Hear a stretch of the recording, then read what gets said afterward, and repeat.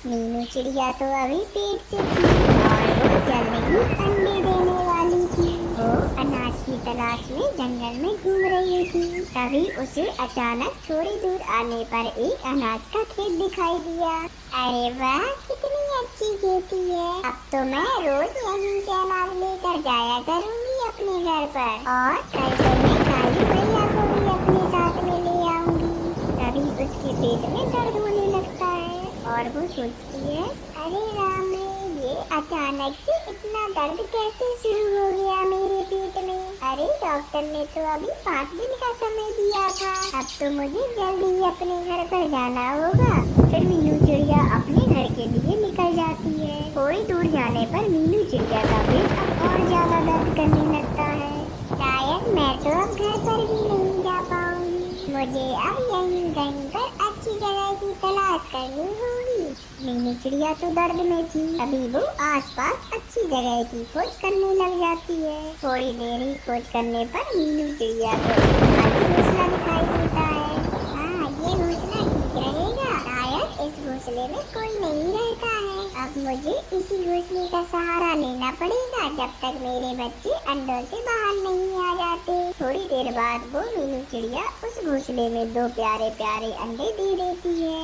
अरे ओ चिड़िया, तुम्हारी हिम्मत कैसे हुई मेरे घोंसले में घुसने की? और तुम्हारा नाम क्या है? मेरा नाम मीनू है और मैं पास वाले जंगल से अनाज की खोज में इस जंगल में आई थी। लेकिन अचानक से घर जाते समय मेरे पेट में दर्द होने लगा। अब मैं घर जाने का इंतजार तो नहीं कर सकती थी। तभी मुझे ये घोंसला दिखाई दिया और मजबूरी में मुझे इस घोंसले में अंडे देने पड़े। एक तो तूने मेरा घोंसला छीन लिया, ऊपर से इसमें अंडे भी दे दिए। मुझे माफ कर दीजिए, मुझे नहीं पता था कि ये घोंसला किसका है। क्या मेरे बच्चे बाहर आने तक आप मुझे यहाँ रहने दोगी? बड़ी आई रहने वाली। अगर मैंने तुझे ये घर दे दिया तो मैं भला कहाँ रहूंगी रे? और अभी तो बारिश का मौसम भी चल रहा है। मीनू चिड़िया अपने अंडे ले जा यहाँ से अपने घर पर। अगर नहीं ले गई तो मैं फिर इन्हें जमीन पर फेंक दूंगी। एक तो इस जंगल में शिकारी पक्षी भी बहुत है और मैं अब किसी और मुसीबत में नहीं पड़ना चाहती।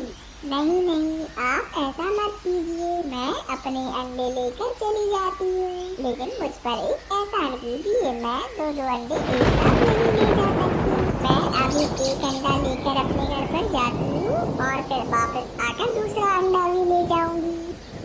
ठीक है, लेकिन मेरे घर पर मेहमान आने वाले हैं, तो तू ऐसा करना कि उससे पहले ही तू अपने अंडे अपने घर पर ले जाना।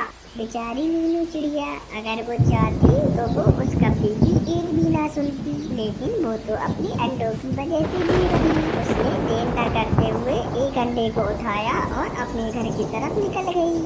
अच्छा हुआ जो मैंने सुबह ही इस घोंसले को देख लिया था। मुझे तो अब बना बनाया घर भी मिल गया। भला क्या पता ये किसका घोंसला है।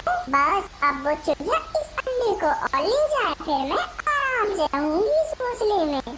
बिजली कभी ऐसे ही सोच रही थी, तभी वहाँ पर एक शिकारी चील आ जाता है। अरे ओ कब्बी, तू मेरे घोंसले में क्या कर रही है? अरे जी, मुझे पेट में दर्द हो रहा था, इसीलिए मजबूरी में मुझे इस घोंसले में अपना अंडा देना पड़ा। मुझे माफ कर दीजिए, मैं अभी इस अंडे को लेकर यहाँ से चली जाती हूँ। अब तू कहीं नहीं जा सकती कभी। मैं इस घोंसले में मारे हुए शिकार रखता हूँ। रोज तुम्हारे जैसे बहुत सारे पक्षी इस घोंसले में ठहरने के लिए आ जाते हैं। एक बार कोई भी पक्षी यहाँ पर आ गया, फिर वो यहाँ से वापस नहीं जा सकता। वो सीधा मेरे पेट में जाता है और अब तो मुझे भूख भी नहीं है, इसीलिए मैं तुम्हारे अंडे को खा जाता हूँ और फिर रात में तुझे भी खा जाऊंगा। अरे ओ मनु, तू मेरे अंडे को हाथ तो लगा कर दिखा, फिर देखती हूँ तुझे। तेरी इतनी हिम्मत, तूने मुझसे ऊंची आवाज में बात की। लगता है तुझे अपनी जान से ज्यादा इस अंडे की चिंता है। रुक, मैं तुझे अभी बताता हूँ। शिकारी चील बिजली कब्बी से झगड़ा करने लगता है और उसे मारने लगता है। देखते ही देखते चील ने बिजली कब्बी को एक खरोंच भी मार दी और वो अंडा लेकर वहाँ से चला गया। इधर चील अंडा लेकर जा ही रहा होता है कि तभी उसे दूसरी तरफ से एक दूसरा चील उसकी तरफ उड़कर आता हुआ दिखाई देता है। अरे ये बिलबिला मेहमान कहाँ से आ रहा है मेरी तरफ। चलो मुझे तो इस अंडे को अब छुपाना पड़ेगा, नहीं तो ये इसमें भी अपना हिस्सा मांग लेगा।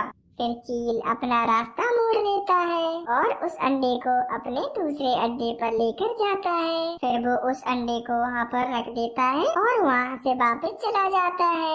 चाहती तो बिजली कभी आसानी से उस चील को उस अंडे को खा जाने देती, लेकिन वो भी तो एक माँ थी। उस समय उसे अपनी जान से ज्यादा उस अंडे की चिंता थी।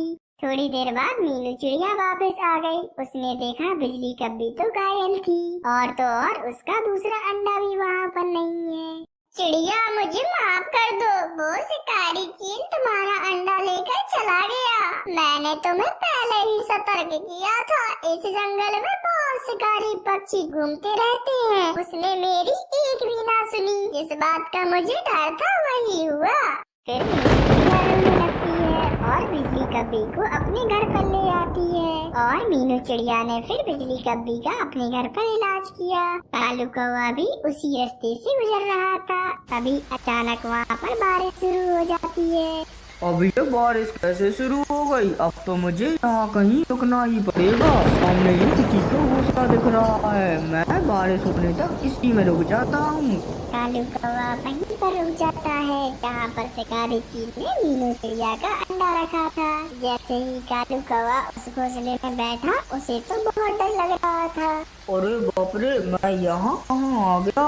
अरे लगता है किसी शिकारी चील का घोंसला है। अभी यहाँ पर इतने सारे पक्षियों के अंडे टूटे हुए पड़े हैं। अरे ये क्या, यहाँ पर बहुत सारे साबुत अंडे भी रखे हुए हैं। लगता है शिकारी चील ने इन अंडों को खाने के लिए रखा है। ओहो, ये तो मेरा अंडा है। वो वापस आ जाए इससे पहले मैं यहाँ से निकल जाता हूँ। फिर कालू कौवा उसका अंडा लेकर वहाँ से चला जाता है। इधर मीनू बिजली कब्बी को मरहम पट्टी करती है। तभी वहाँ पर कोमल चिड़िया भी आ जाती है। अरे मीनू बहन, ये नई कब्बी कौन है और ये ऐसे गायब कैसे हो गई? मीनू चिड़िया सारी घटना उस कोमल चिड़िया को बताती है। क्या बताओ मीनू, 2 दिन पहले मेरे भी 2 अंडे गायब हुए थे। शायद वही चील मेरे अंडे को ले गया है। तभी बुलबुल चिड़िया भी वहाँ पर आ जाती है।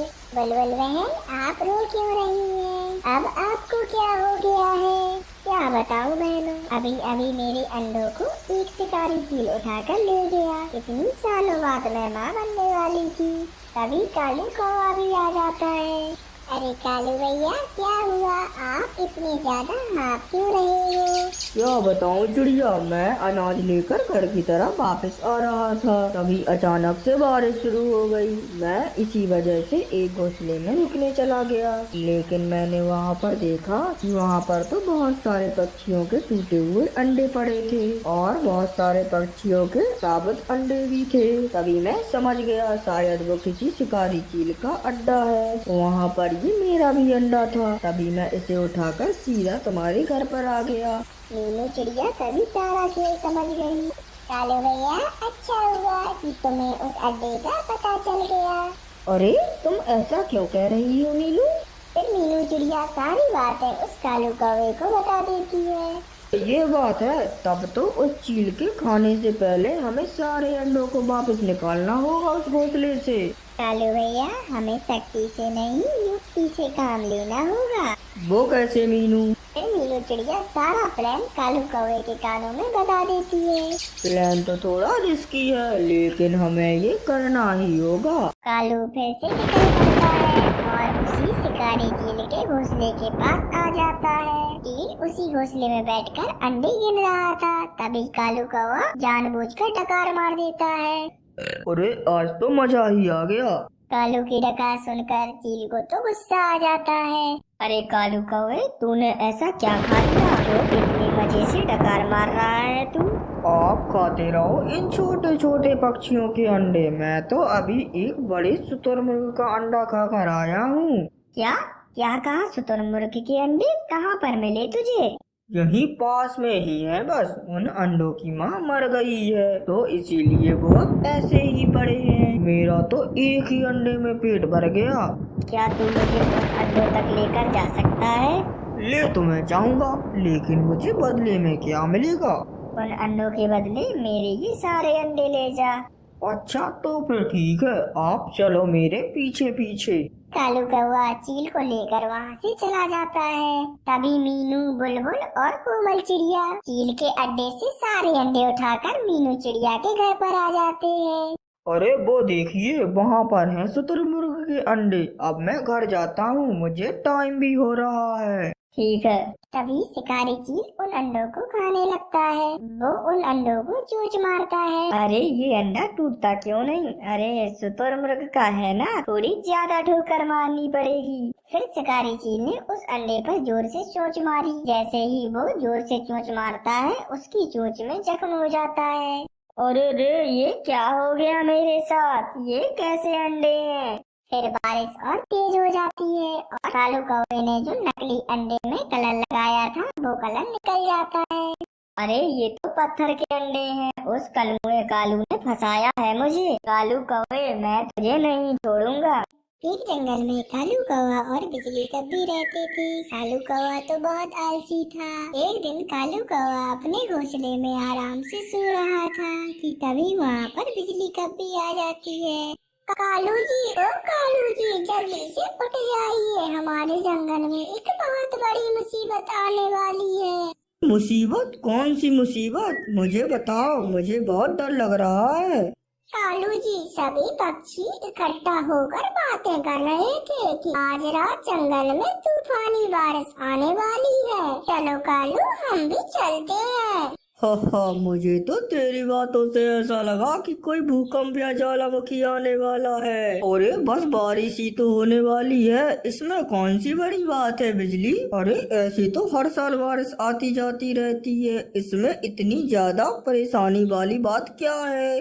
ठीक है कालू जी, चलो सभी पक्षियों से पूछने के लिए चलते हैं कि आखिरकार बात क्या है। फिर वो दोनों बाकी पक्षियों के पास चले जाते हैं।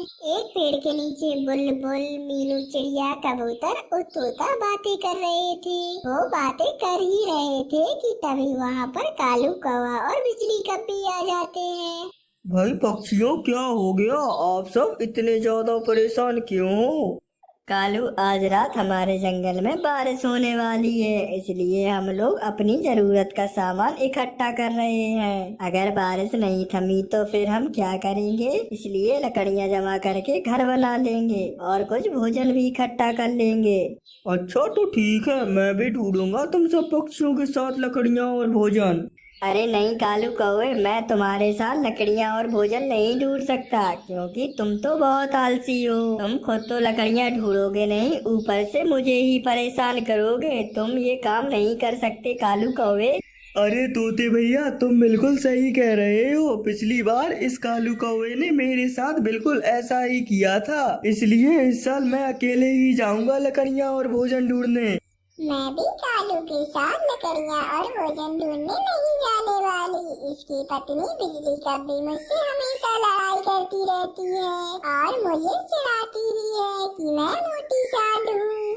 अपना फिगर तो देख बुलबुल, अगर तुझे मोटी मोटी ना कहूँ तो क्या तुझे एक मिर्ची जैसी पतली कहूँ?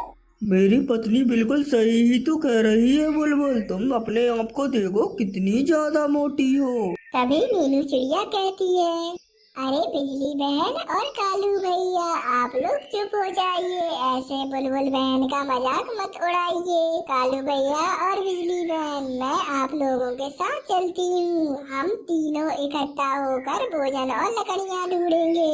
जब मेरा पति कालू जा रहा है तुम्हारे साथ लकड़ियाँ और भोजन ढूंढने, तो भला मैं क्यों जाऊँ? मैं नहीं जाऊँगी लकड़ियाँ और भोजन ढूंढने, तुम दोनों ही जाओ, मैं तो सोने जा रही हूँ अभी।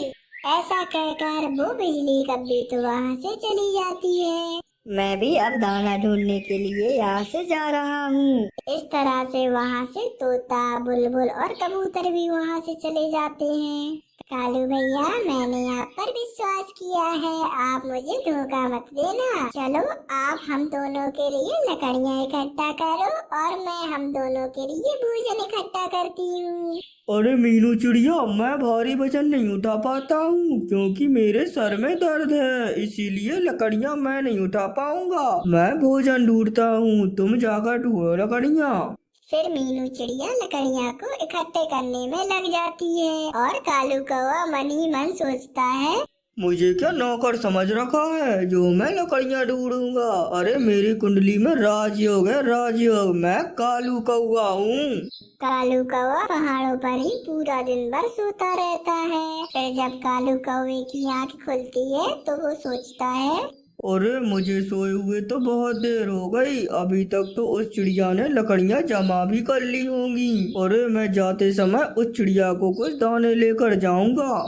ऐसा सोचकर वो कालू कौवा कुछ दाने ढूंढने के लिए चला जाता है। थोड़ी दूर में उसे कुछ दाने भी मिल जाते हैं। अरे मुझे तो कुछ दाने मिल गए हैं, अब इन दानों को ले जाकर चिड़िया को दे देता हूँ। अरे कालू भैया कहाँ रह गई? अभी तक तो उन्हें आ जाना चाहिए था। चिड़िया ऐसा कह ही रही होती है कि तभी वहाँ पर कालू कौवा आ जाता है। कालू भैया, मैंने आपके लिए और मेरे लिए लकड़ियाँ इकट्ठा कर ली हैं। क्या आप मेरे लिए भोजन ले आए?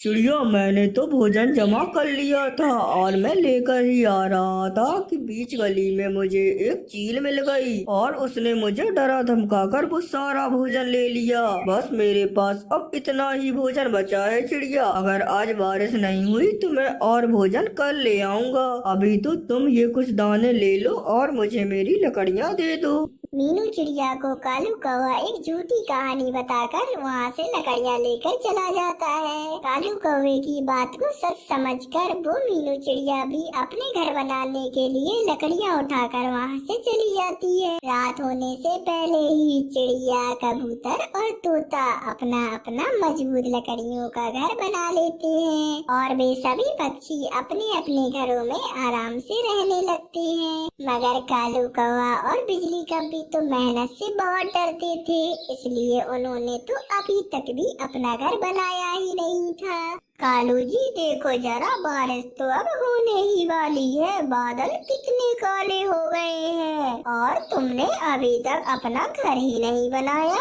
अरे तुम्हें पता तो है बिजली, मुझे घर बनाना कहाँ आता है। अगर मुझे घर बनाना आता तो मैं अभी तक बना ना लेता। अब शांत हो जाओ, जब बारिश होगी जब सोचेंगे क्या करना है। मुझे तो ऐसा लग रहा है कि बारिश अब होने ही वाली है और हम इस तूफानी बारिश में यहीं फंस जाएंगे। बिजली ऐसा कह ही रही होती है कि तभी वहाँ बारिश भी होने लगती है। अब तो उठ जाओ कालू, देखो जरा बारिश शुरू भी हो गई। देखो जरा मैं कैसी पूरी तरह से भीग गई हूँ। अगर हम कुछ देर और भीगते रहेंगे तो फिर बीमार पड़ जाएंगे। अरे चलो पक्षियों के पास चलते हैं। उन सभी पक्षियों ने अपने घर तो बना ही लिए होंगे, कोई ना कोई तो हमारी मदद कर ही देगा। फिर कालू कौवा और बिजली कभी मदद मांगने के लिए सबसे पहले तोते के घर जाते हैं। तोते हमारी मदद करो, हम बारिश में भीग रहे हैं।